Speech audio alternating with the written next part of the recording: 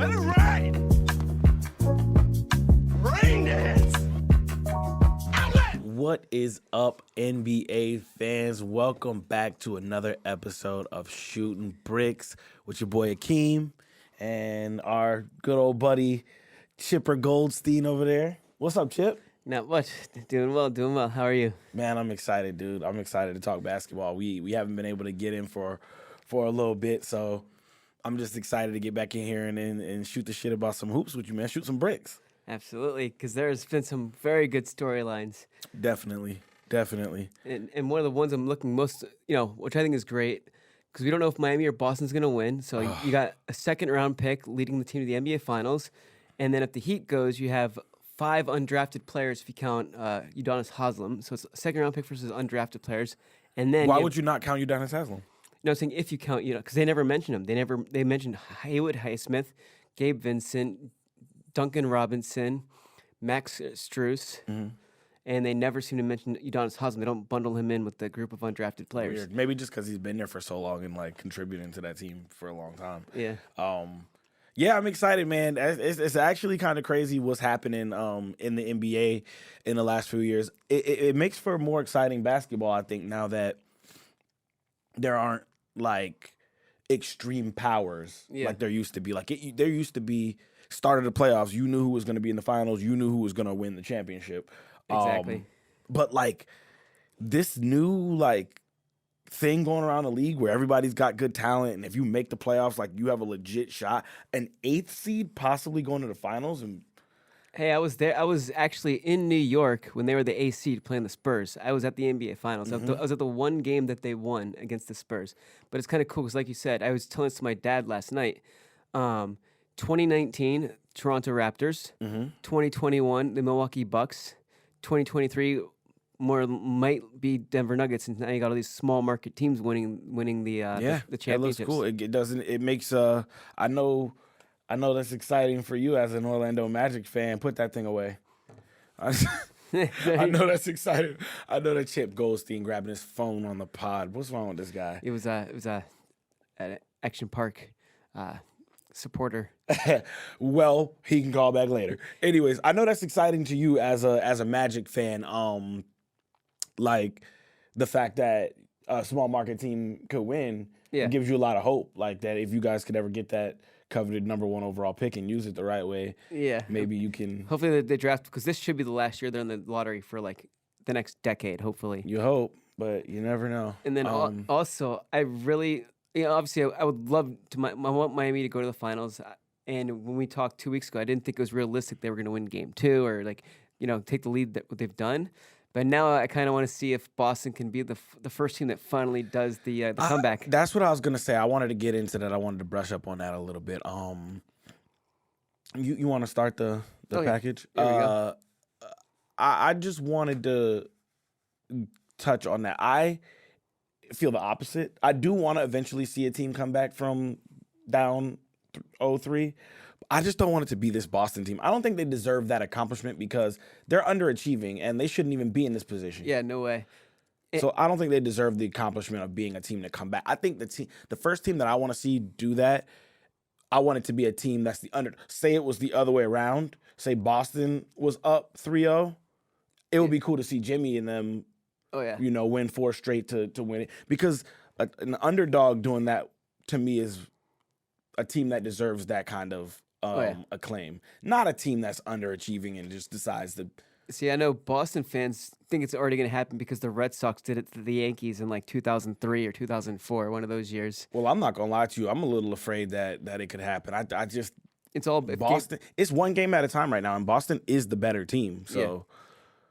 They need Gabe Vincent back because as soon as he hurt his ankle in Game 4, I'm like, well, there goes Game 5. Yeah, that's when stuff went downhill. But I mean, they tried. They kept battling back, and the entire game, it wasn't like they played bad. They just couldn't play defense, and they couldn't stop anybody. They couldn't stop anything, bro.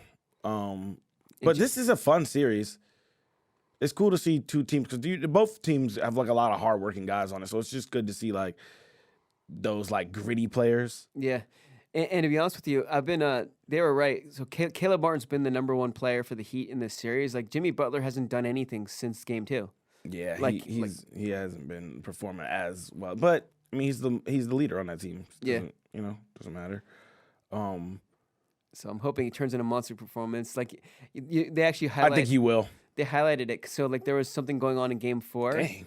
and I think all of Boston's players were instructed not to say anything to Jimmy Butler because they were like just Don't piss him off. Yeah. Oh, nice. I saw this like really funny video right before I got here. I was actually driving over here today. Was not watching it while I was driving. I was going to my car. But when I was walking to my car to come up here, I saw a video of this fan DM'd a voice note to Jimmy Butler begging him to win to close it out because he doesn't want the comeback to happen to him. I thought that was really funny. Yeah. I mean, like I said, I love this Heat team, but since I'm an Orlando fan, I wouldn't be opposed for the Miami be the only team ever to lose an 0-3 lead. I'm not mad at that. I'm not mad at that. I can understand why you would want that. Just for the sheer fact of the Orlando Miami rivalry. Chip, I'm gonna call you out real quick. Is that okay? Are Yeah. you gonna be mad at me if I call you out? No. Because I don't care. Address the graphic Oh, that you posted. so I was unaware of the fact. So this is the one thing in NBA, in all of the NBA history, I did not know, and I'm stunned I didn't know this. The one thing in NBA history you didn't know, that's high praise, bro. Yeah. You are really stroking your ego right now. I honestly didn't think Michael Jordan made the playoffs his rookie year. That was completely new news to me, and I know I made the wrong graphics because he only swept one time. He was swept twice back-to-back years. But yes, I got that wrong, but it still doesn't change the fact that he was swept less than everybody else. Yeah, listen, I'm not gonna lie to you. I don't care about that kind of thing. But it gets people riled up. It though. does. It gets the people going, man. They were really enjoying those conversations in on the socials. But yeah, I needed you to address that because they was coming at your head for a minute. I know. I might have hurt the credibility for half a second. Nah, don't worry about it. We gotta fact check these things next time. It's all good though. And I was Googling it too. I Googled Kobe. I Googled LeBron just to make sure because LeBron actually got lucky he doesn't have 4 sweeps because No, you didn't. No, because if you watch 2009, the year Orlando made the finals, he made a 25-foot shot at the buzzer to win the game. If he doesn't make that buzzer beater, Orlando wins 4-0. So, and then they show that as one of the greatest highlights ever. Oh, brother. No, I'm kidding. I knew it was an Orlando thing. But yeah, dude, I don't know, man. Does Miami have to win this next game? I think they got to win the next game. I think you don't go to Game 7 against Boston. They cannot. If Game 7 is Game 6 for the Miami Heat, they absolutely have to win that game. Game 6 is Game 7. Yeah. Yeah. Game 6 is Game 7 for the Miami Yeah, Heat. they got to get that. They need that. Oh, look at this guy. So this is what I was talking to Eustace, Ooh. and he wanted to address this. So if you look at this, so this is Miami, obviously, Jokic. So they have some bad blood, but this isn't why I'm showing the clip. So the Jokic brothers have been talking smack. Look at this. Yeah, these dudes are clowns, bro. One of the brothers is 7 feet tall. The other's 6'6", and I was talking with Eustace. He doesn't like how they're trying to they're talking trash to Jack Nicholson, other players' opponents. My thing is just don't be a distraction. Your brother's the NBA player. You don't need no limelight. Like, get out of the spotlight. Just go to the game, support your brother. It's cool and everything. But these guys who try to like make themselves a part of the narrative, it's like, bro, get the fuck out of here. Like, Yeah. you didn't earn. Look at this right now. They go nuts. So this against Phoenix Suns, Devin Booker, and they're in the audience going nuts, just yelling. They're repeatedly just instigating with other opponents. And what are they gonna do? Fight like NBA players? Like, I mean, they're probably pretty these guys scared. all know each other. I know, but they're gigantic, so they're not going to. I think they can get away with it. Nah, but I'm just saying, like, these guys all know each other. Like, they get into like little chest pumping matches and little shoving matches, but they're not about to fight each other. They're all friends and shit. Like, Yeah. what are these boys gonna do? Go fight fucking Durant? They are intimidating looking, that's for sure. Those guys suck, dude. I hate that. Don't be a part of the narrative. Just sit there and enjoy your brother play the game. Yeah. So annoying. So I wanted to ask you about this. Yeah. Since it's been a hot topic since the Lakers were eliminated, Mm-hmm. do you think LeBron is actually going to retire? No. I think that in the moment, people are saying like he wanted. People think that like I don't know what they think. This guy's brain works like a million miles an hour or something. They're like he was trying to switch the narrative. I don't think he was trying to switch the narrative about getting swept or losing. I think in the moment he's exhausted. Yeah. He's just played in that game. He played the whole first half. Didn't even come out. I think he came out for like 6 seconds or something weird. Oh, yeah. It was like a weird sub out, but like he came out for like literally less than a minute, I think. Yeah. Played the whole first half. He's been playing injured all playoffs. Yeah, they said he has a torn tendon. He's going to have surgery on his foot. He's exhausted. So I think after the presser, in the presser, he probably was just exhausted and probably just spoke a little too soon and was like, I got a lot to think about. He's getting old. We could see it. I think it was more the injury than like his age, really. But because he was playing great during the regular season. It would be surprised if the age just caught up to him during the playoffs. I mean, that's probably why he was missing those layups and he was breaking Yeah, I think it was the injury. But he is getting older, and I'm sure his body feels it 100 times more than he did, 3, 4, 5 years ago. So I'm sure he probably had the thought where he was like, this is the first season where like I'm gonna legitimately have to think about some stuff during the off season. Yeah, and that brings me to my next question for you. He's never had surgery his entire career. Mm-hmm. Do you think it affects him at all? It depends on what he's having surgery on, what kind of surgery it is. It's gonna be foot surgery. Foot surgery? I don't know yet, mate. Yeah, he's older. You got to use your feet in basketball, and he's still got all his athleticism. And he's still got his athleticism. Yeah, maybe that's what kind of starts to end the journey. But like at the end of the day, when people you put something on the graphic or you put something on the Insta the other day that was like, does this sweep like end the GOAT conversation? No, I hate to sound. Whatever. I don't care. Y'all can say whatever you want in the comments. Call me a fanboy, whatever you want. Anything LeBron does at this point just adds to the legacy. You can't take away from his legacy at this point. He's in year 20 doing this stuff. If he gets swept in the Western Conference Finals, yeah, it's not as good as winning the championship, but at year 20 to lead a team, to be the leader on the team and take them to the Western Conference Finals, that only builds more onto his legacy to me than taking away from it because he got swept. He's in year 20. Yeah. He's competing and still beating guys in their prime. In year 20, and everybody's gonna say, "Don't use age." Like, you got to use age. It matters. It's important. Has anybody ever played at this level in year 20 before? You ever seen somebody lead their team to a Western Conference Final in year 20? No, but what I would love to see LeBron do, if he comes back and plays and stays for Bronny, it would be the greatest story in the history of sports if he were to win a title with his son. Yeah, I would love that. I would love to see another team. That would be amazing. That would be amazing. But here's the point I'm trying to make, right?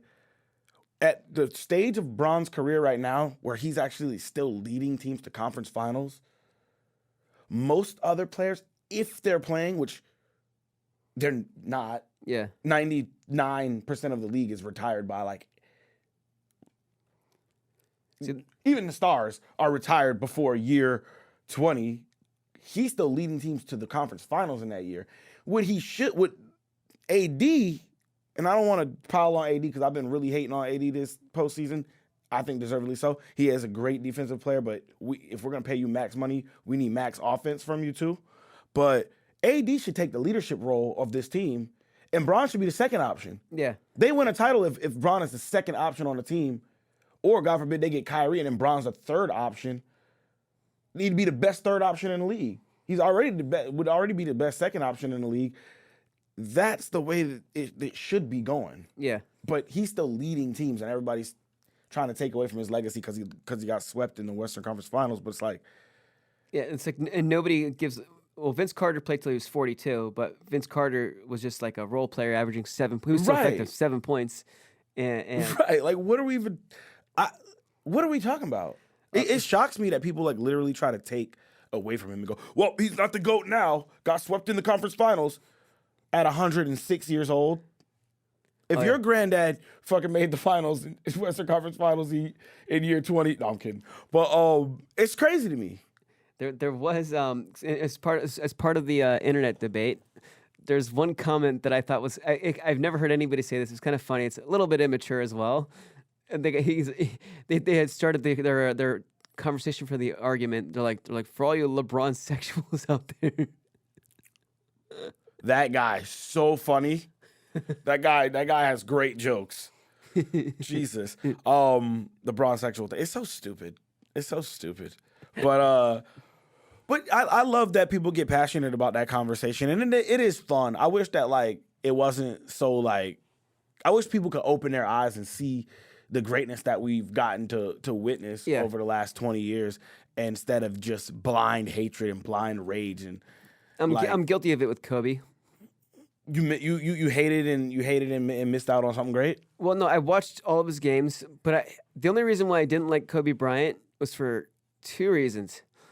He happened to join the Lakers when they got Shaquille O'Neal, so he got bundled in. Your boy left. He got bundled in with me being pissed off with Shaquille O'Neal, and then I see him winning the dunk contest at 17 years old, and I was just like, why can't I win the dunk contest at 17? No, that's awesome, bro. Yeah. This next game is gonna be this is gonna be an interesting game. The results of this is gonna go a long way. Obviously, if they win, they move on. If they lose, you go to Game 7. I think that game is in Boston. Yeah, Game 7 will be in Boston. The Heat want no parts of that. No, and I do think there might be a scruffle in Game 6. Yeah, it's gonna get intense because it's for all the marbles pretty much. Yeah. Like this is the deciding factor. Like you said, it's Game 6 is Game 7. Like the ramifications mean everything. So I'm excited to see that game. I think that's tomorrow. Yeah, tomorrow at 5:30 from the West Coast, 8:30 on the East Coast, and I think 7:30 in Central Time. Awesome, Chip Goldstein. I appreciate your time, man. I appreciate you getting in here. We appreciate you guys for tuning in to another episode of Shooting Bricks. If you like what you saw here today, make sure you hit that subscribe button on YouTube. Follow us on Instagram. Follow us on TikTok, man, and just keep coming through and showing love in the comments or show hate in the comments. I don't care. Show something in the comments though. Leave us a message and let us know what you think. I guess until next time. Do we have any Shooting Bricks nominees? Some Shooting Bricks nominees. Jaylen Brown, yeah. Even Jimmy, like you said, Jimmy hasn't been activated since Game 2, really. I saw him airball 3 shots last night. I don't like it. Yeah, those guys are definitely shooting bricks, but we'll get back with you guys on the next one. Thank y'all so much for tuning in. We'll see you next time. Let it ride.